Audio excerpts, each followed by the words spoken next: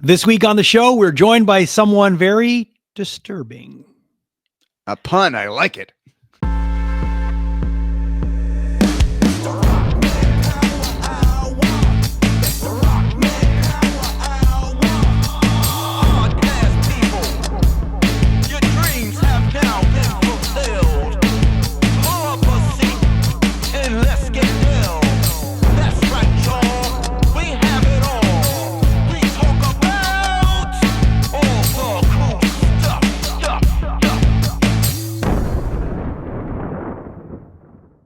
Welcome back to the Rockman Power Hour, a podcast where we talk to the most interesting people in the world of pop culture and everything in between. And this week we took the show on the road and we got to talk to Dan Donegan, the guitar player and founding member of Disturbed. Now, it was really, really fun to see Dan again because him and I have a lot of history. We toured together on Ozfest when I was playing in my band Slaves on Dope. And it's just fun to reconnect with people like that all these years later and see how successful they've become and how unsuccessful I am. It's really cool. Let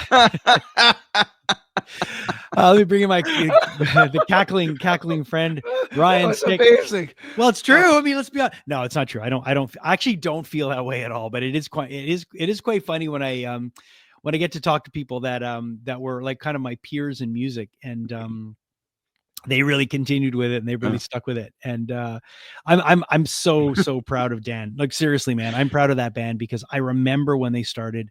I remember their quote unquote humble beginnings because they really were, man. And the band was a force.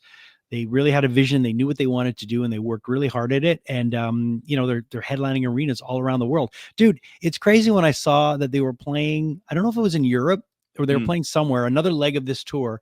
And it was like Disturbed and special guests, Megadeth. And I was like, that's crazy. Whoa. Right. Yeah. So it just shows you how big this band has gotten. And I like Dan a lot. Again, like I said, we've shared a lot of history. We've played on a lot of the same stages. Yeah. And they're become extremely successful. I'm fucking podcasting with fucking you. But it's really funny though, because a lot of my contemporaries, not to the level that you have, but a lot of like the people who were in bands when I was in bands, they would go on to do incredible things. Yeah. However, I just don't give a shit that they're famous and I'm not, or that they succeeded and I'm not, because they had that drive. They had that drive. Like no one cut my career off at the knees. No. They had that thing. Yeah. I'm really just laughing, because honestly, I mean, Brian, you know me, I really like my life. I like everything I do. I'm super grateful for everything. And you spend all your time kind of pulling everybody out of the pits of their, stupidity. So it's like, thanks. Well, whatever. I just try to be, I just try to lead with a good, lead on the right foot or whatever they say. But I'm very, very proud of those guys. I really, really am. Like, it's the same thing for guys like Papa Roach. Yeah. We started out together. I'm so happy every time I see Jacoby killing it and that band killing it and continuing to. So it's nice when you see people that you started out with being successful and still doing it. And it's just almost like you get to a point in your life where you're like, man, this is just nice to see. It's just nice to see people doing well. And especially people that you've known when they started. And that was my whole MO when I was in radio. Like I just wanted to help bands. I wanted to be that person that would help them because I knew how hard it was for me on the other end of it, trying to get anywhere. Yeah. And too, like having someone open the door for you, having someone be there for you to lend a hand or to just give you advice. And you never forget that stuff. And I'm sure that the guys from Disturbed have those people in their lives too, with their, they'll never forget some people that did this for them and that for them. And I think they're the kind of band that's going to pay it forward. And you can tell by them bringing bands out on the road with them and paying respect to the bands that they admire. Like I'm sure Megadeth are out there because they like Megadeth. Yeah. They're at a point now where they can bring people out that they respect and that they, it's like Judas Priest used to do that.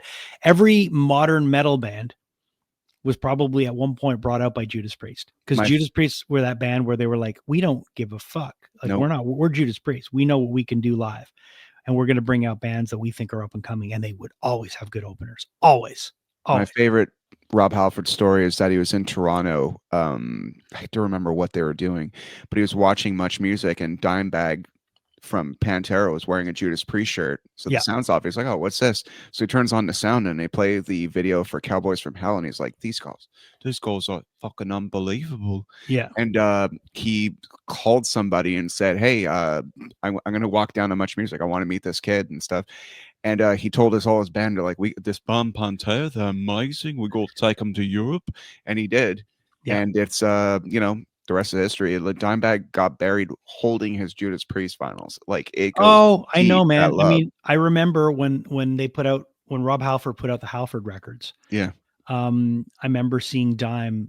He came to one of the shows we were playing with Drowning Pool, because he was really good friends with those guys, and we known them from Ozfest and stuff. Mm. And Dime had shorts on, because a lot of times he would wear like long shorts, and on his calf, I believe, he had a Halford tattoo. Wow. Halford, Like, not Judas Priest. no, Halford. Halford, the Halford Yeah. logo, that logo that goes like that, like those Halford records that he, like, Yeah. that first Halford record's amazing. Uh, And he had a Halford he loved Judas Priest too. yeah. Loved him. And I remember talking to him about that, and just, he had like a Hulk blood tattoo, and he had all these crazy tattoos. But yeah, man, it was Yeah. it's cool to see bands that give back, and that don't forget where they come from. And I'm sure at one point Megadeth probably brought Disturbed out, and I know that Pantera really liked Disturbed a lot too. Those guys were like really hanging out a lot on the Ozfest I was on. So yeah, it was great to connect with Dan. So I'm really glad that we got to do this. I'm glad that we got to go to the Bell Center and record with them live, because we don't get to do a lot of that, and hopefully we'll be doing a little bit more of that. I'm glad Priya was with us to Yes. provide another much needed camera angle. Yeah, my daughter was there to record too, and that was kind of fun. And then we went to the show after, and 3 Days Grace were great, and it was a really good night.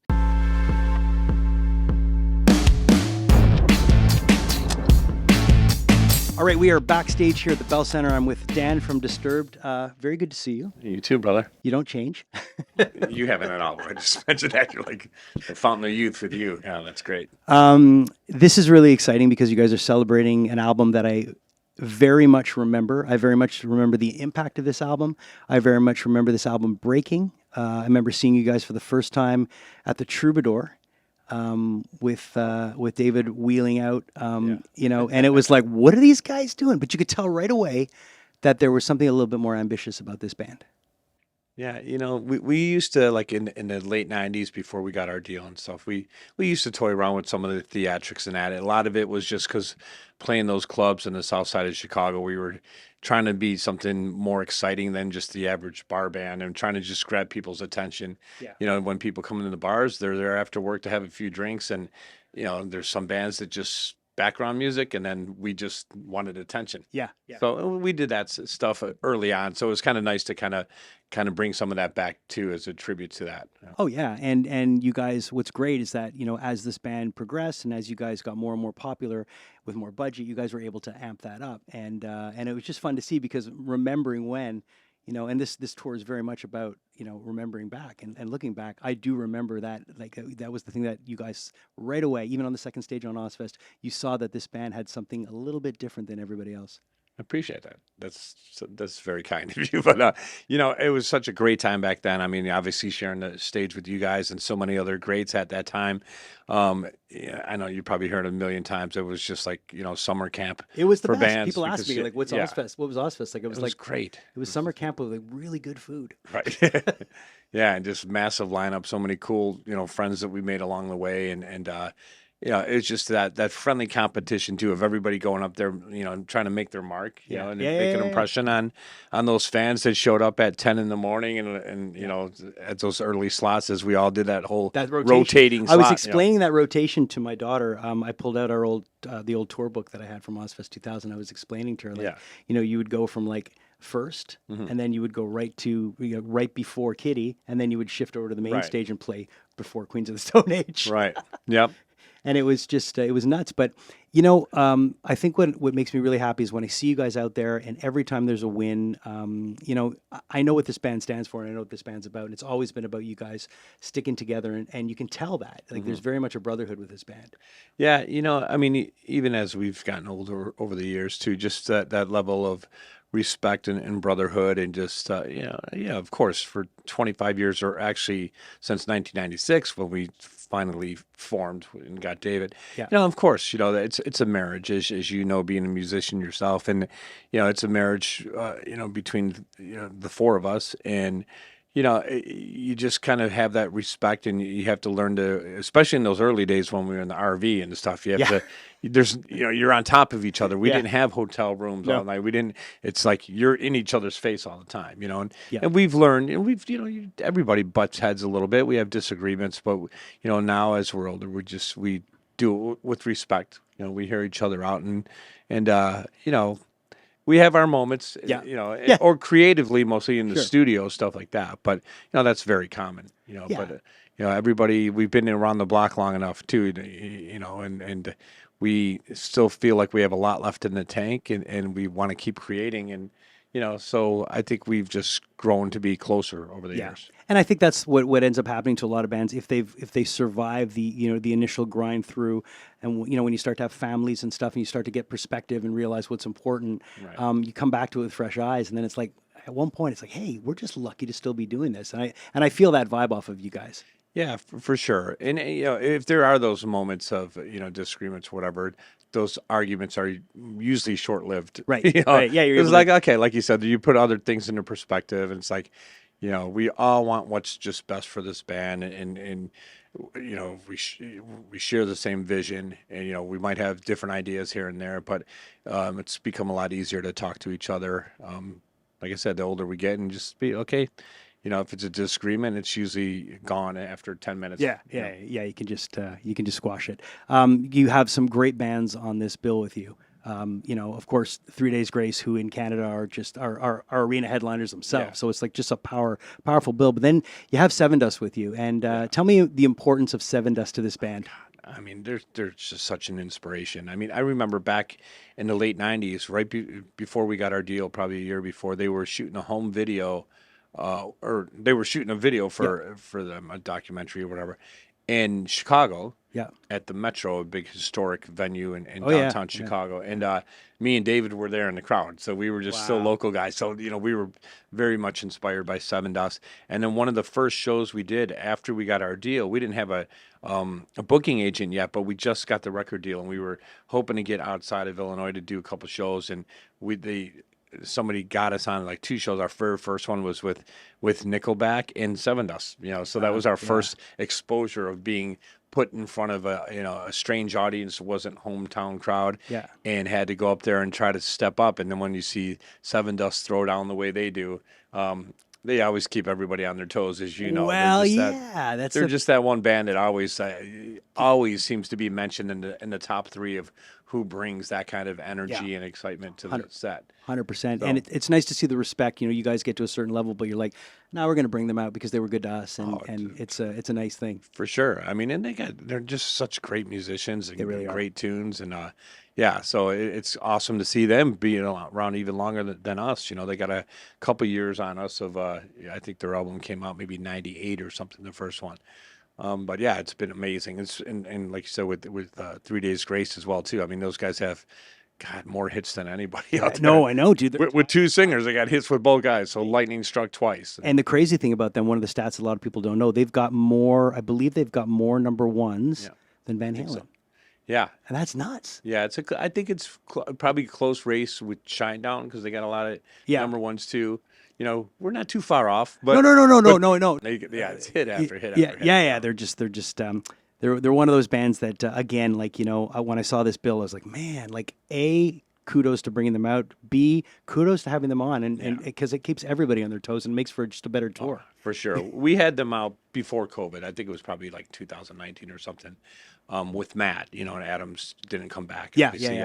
But it's been great to see them up there, and just the camaraderie and the brotherhood they have, and sharing those moments on stage and doing the harmonies for each other. Yeah, it's Matt playing a little more guitar too, and it's a nice trade off. And it shows you that there's a lot of it's pretty egoless to go do that, because let's face it, that kind of thing can maybe only last for a couple of shows, and then usually David Lee Roth, Sammy Hagar. Yeah, then it gets derailed. And it's like, nah, that's not gonna work. Let me ask you one question about the sickness and of course the song. And I know probably people have asked a million times, but I want to ask because my kid's in the room, and I played her the song today, and when she heard she was like, "What? Where did David get that idea?" And do you remember? Yeah, I mean, whenever we were writing and stuff, especially those early days for us in the mid '90s, well before your daughter was born, obviously. Yeah, it was just all about improvising, trying to find our sound. We didn't really discuss, we knew what bands we were listening to, individually and what grew up on, and there was a bit of a melting pot with, a couple different bands, and that David was into some punk rock stuff, and Yeah. me and Mike were a little bit more, the classic metal stuff, but then the grunge days too of, for me, Alice in Chains and Soundgarden and stuff Yeah, like that. sure. So when we were just, at rehearsals and, Mike was just kind of warming up. It was just really starts playing the drums, warming up. I'm like, that sounds cool. That little tribal beat. I'm like, keep playing that. Just loop that for a minute. And then, I just wrote a simple riff on top of it, and we start messing around just with the music a bit. And then just like a majority of our songs, it's just, David's just listens to music first and improvises a scat over it. Like a phonetic, just to get just something that's rhythmic or melodic or whatever the music's doing for him. And it just in that moment when we had that quick little pause, it was just more of an instinct, an animalistic instinct of this type of scat that just kind of came out like that, and we're like, what the hell was that? It was more, to me, I thought it was like kind of more of like a Steven Tyler type thing. Sure, yeah. And so of course it caught us off guard at first, and it just came out like that, and then it just stuck. The more and more we played it and rehearsed it, it was just something that stuck, and then, and it was unique. A little bit of, I guess a little bit of Jonathan Davis influence, a little bit of Steven Tyler. I mean, that's the way I viewed it. I don't know how David. Where that came, other than just naturally a reaction. When you think about it now, and you're on stage and there's 22,000 people or 25,000 people singing it back to you, is there a part of you that just kind of giggles?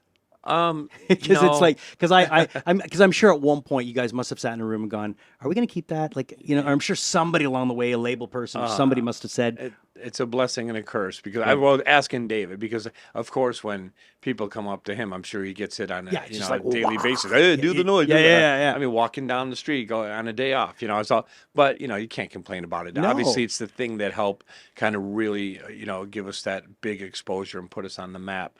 And, but as far as playing it, live, I still enjoyed it. It's not like something that I go home and play at the house. Right. But here's a different story. The second that we, the fans hear that drum beat and that intro and the whole thing, the setup for it, and the excitement they get still makes it enjoyable to play. Thank God. Oh yeah, and it's it's become a signature thing, and it's like it's like Jonathan at the beginning of Blind, it's one of those things where people would die to have one of those things. Yeah, and to have one, like I agree with you, it can be a blessing and a curse, but I think it's more of a blessing. Oh, absolutely. I'm going to ask you this last question because I know you're going to probably remember it, but would you say, out of all the years that you were on the road, that parting with Pantera was the hardest? Ooh. Damn. It was rough. It was rough. I felt like I was a pretty seasoned partier, the Irish guy. They put you through your paces? Yeah. I mean, I'm a Southside Irish guy of Chicago. I'm I can throw them back too with the best of them.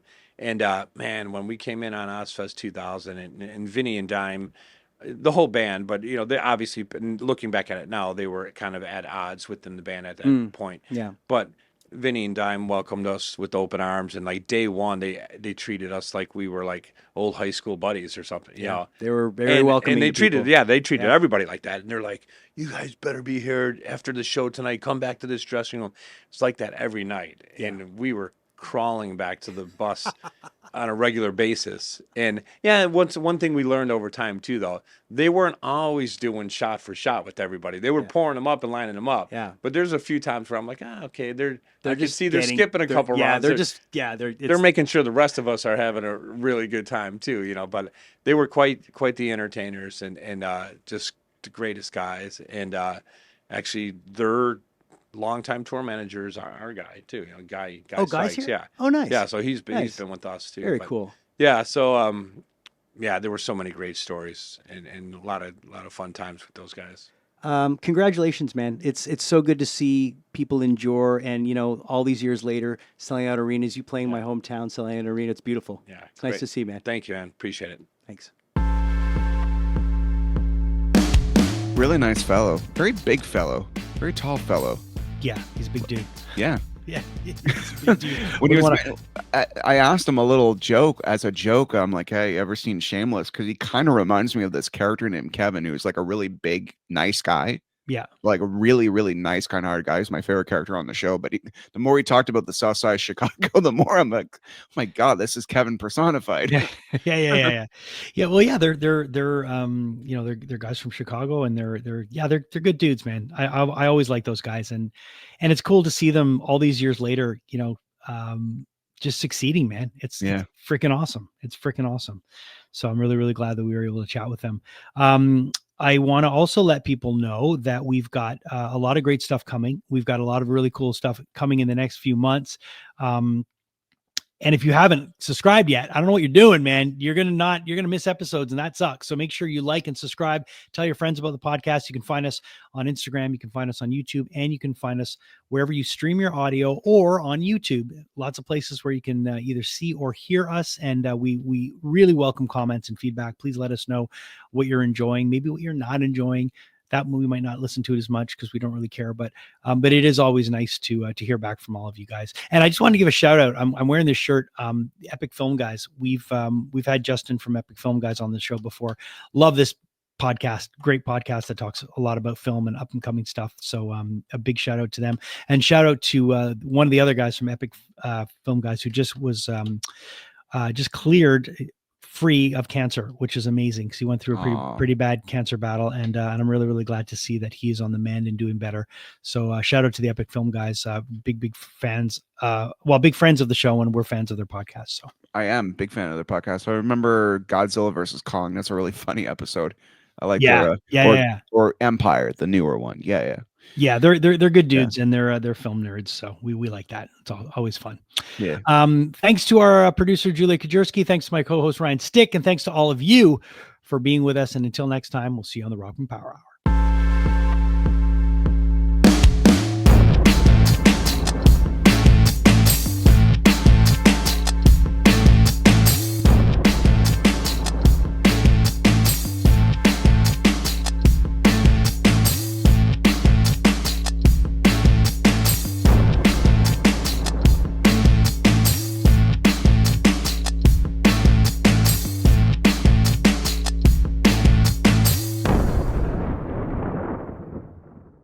Hey, thanks so much for watching the podcast. We really appreciate your support. And if you're enjoying the podcast, click this link right over here to watch the next episode, and click right over here and subscribe. And that way you won't miss anything.